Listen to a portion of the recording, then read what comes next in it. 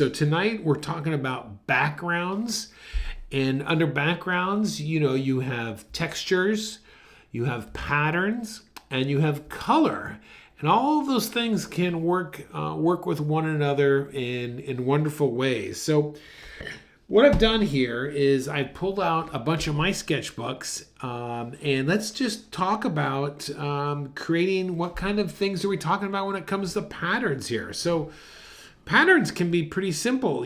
Patterns are texture, and I use those interchangeably. We could talk about you could just add little dots on a screen. You can add triangles. We can come up with stripes or little hash marks. And so these are added to a drawing that can enhance it. Like, for example, look at this. This was a page I did of perfume bottles or something of that sort. And just by adding the little dots kind of enhanced it. It gave it a sense of texture. So you see how you could do it that way? Came down here and also added like some leaves and spirals. I mean, it is endless. It is endless what you could do. Let me show you this here. This is from just a random thing in my sketchbook where I had drawn this guy out of very straight shapes. And then I painted the background red and then just filled it with a texture of many other drawings. Now, I didn't give this a lot of thought. I just kind of went at it with some randomness. But let's talk about like the importance of giving something some thought. If you're going to do a sketchbook and you want it to be more of something you're going to show somebody you're going to create, it's going to be an art piece onto itself. You kind of have to think it through a little bit, and you have to stay some consistency in subject, consistency in pattern. Let me show you this over here. This was a series of portraits I started doing in this long sketchbook here. And I just determined I would do 3 up on a page. So you could see as I go through this, I'm just remaining consistent. There's a cord here. Okay, there you go.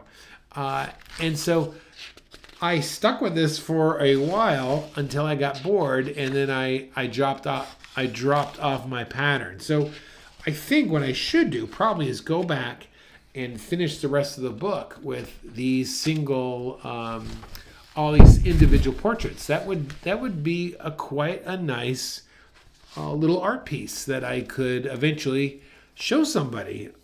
So that's a pattern. That's a pattern in the way that I've laid this thing out. Also, if the other pattern here that has stayed consistent is it's about the same size. I've stayed consistent in the medium that I'm using. The only thing that is actually changing is each of the portraits of each of the persons. So a lot of times when we're talking about pattern or texture, you don't want that to be the main focus, because that is a support. That's a secondary idea. Okay, so here's some texture and pattern type of ideas. Then over here on this side, I took some watercolor and I started just using watercolor to try and get some base idea of color. And I think what's key in this is that you want to make sure your color stays the same value. It could change the hue. That I'm using that in exchange for color. They mean the same thing. But the value, I want to be supportive of whatever is I'm going to show. Let me pull over to this page here. I did this a little bit earlier today, where I mixed up some gouache. Gouache is just like an opaque watercolor, and you can get gouache anywhere, local art store. But I mixed up these 2 colors, this green and this blue here, painted these stripes, and then painted this whole side blue, and then just started working through all my fish. So you get this idea of a pattern in the background, but really the fish end up being the main. It's like it's their day. This page is about drawing these fish. I used a ballpoint pen for them, so it worked rather well. Now, let me just say something this about gouache and watercolor. They work great to draw on top of. They're kind of chalky. They get real dry. Acrylic is going to get more plastic, and oil you're going to have a problem with. So if you're going to use paint in your sketchbook, gouache, let me just grab that right there. Can you see that? Oh, I'm sorry. What am I doing? Here. No, gouache is Gouache, gouache or watercolor. All those things can be found at your local art store. So that kind of gives you an idea of the background there. Then here's another page I did using gouache. And it was just, this was more layering of texture per se, where sometimes the texture became the star of the show. So, the little white little dots, stripes, and the little stars down here, and then this jar of, I don't know what that is. But so I have that, and then on this facing page, I use these green and white here, and then just grabbed it was a pencil. It's a Crayola pencil, and drew this little portrait of this lady right here. But the great thing, hey Valerie, you like gouache? Yeah, it's a great medium. Very flat. It becomes very matte in a sense. I think these little jars were done with watercolor, and this is just so you know, this is a extremely inexpensive, very inexpensive sketchbook. I don't know where I got this, but very cheap paper. And you could see that it took the gouache quite well. All right, so let's grab this over here. I want to show this to you. Now, this was from a different class of putting together a sketchbook, and if you want to see that, I'll put a little link right here that you could jump over that video and watch how I did this. But this is where if your sketchbook is going to be an art piece or a piece unto itself, you probably want to do some sort of planning of how you're going to lay things out. And I go in detail in this video, and like I said, just check out that little link right there if you want to see more detail. But this is an idea for a sketchbook on butterflies. All right. So let me grab a couple other things here. I want to show this to you here.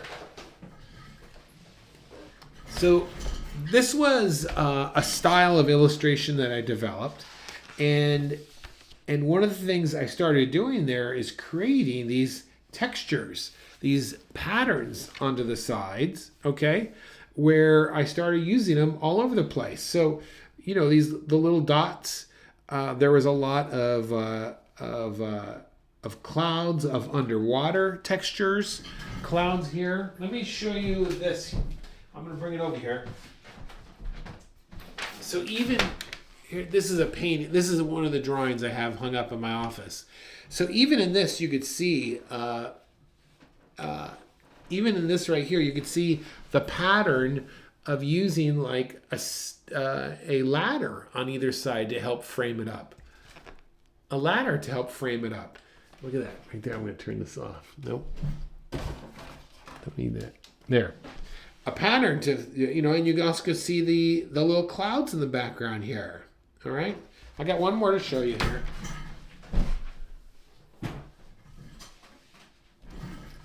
So in this, here's a piece. This is a continuation of that art style where this robot was key. And so in the background here, I'm using this variations of blue, and you could see just these patterns of the city, smoke over here, some electronics down here, cogs cogs ended up being a pattern, but I created that contrast there. Over here, you can see, once again, a pattern I started using for this piece. This was a piece about 24-hour people calling all the time. So I ended up using a sun and a moon as a regular pattern throughout this piece here. All right. And the last thing I want to show you is one of my favorite artists. If you don't know who he is, it's Alfonso Mucha. And he was a master of patterns.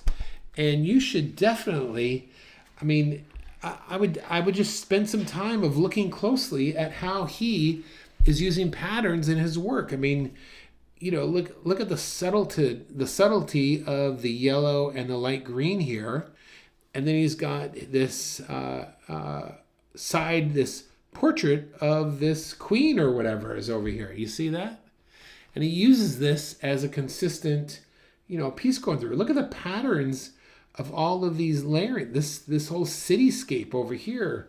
This looks like it's ships and things.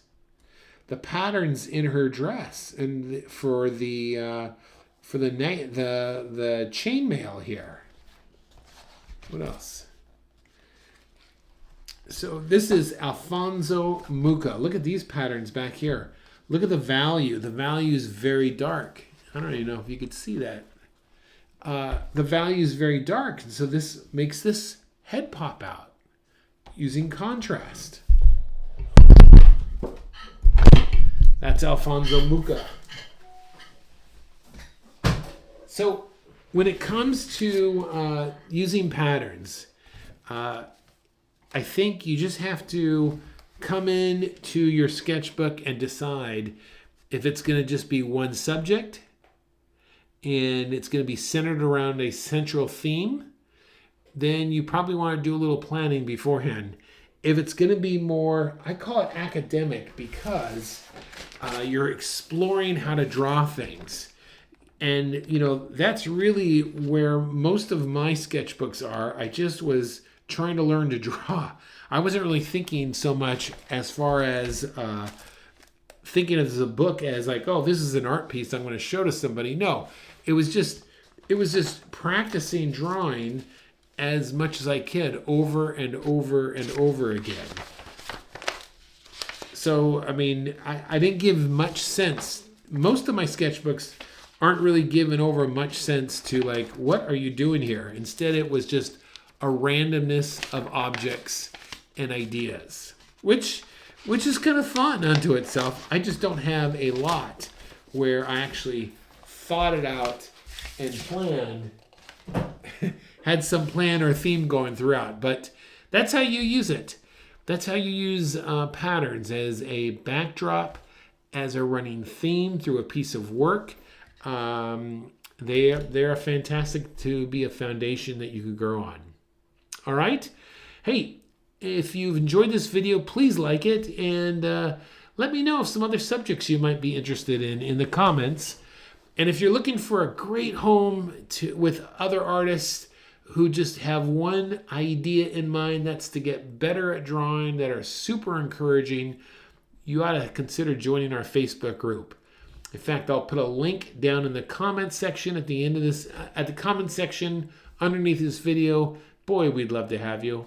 Hey, my name's Kurt. I'm a dad who draws. Thanks for watching, everyone. Go out there. Make your day great. Bye-bye.